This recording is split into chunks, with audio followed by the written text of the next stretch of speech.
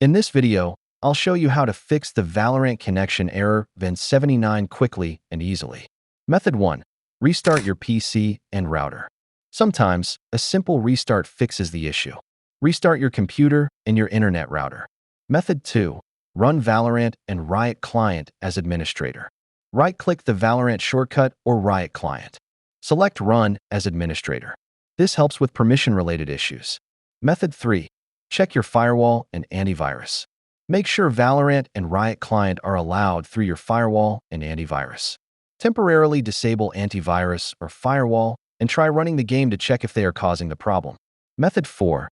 Repair Vanguard, Riot's anti-cheat. Open the Riot Client. Click on the gear icon, Settings. Find Vanguard and select Repair. Restart your PC afterward. Method 5. Flush DNS cache. Press Windows key plus R, type CMD, and hit Enter. In command prompt, type IP protocol configuration/flushdns and press Enter. Restart your PC. Method 6. Reset network settings. Open Settings, Network and Internet, Status. Scroll down and click Network Reset. Confirm and restart your PC.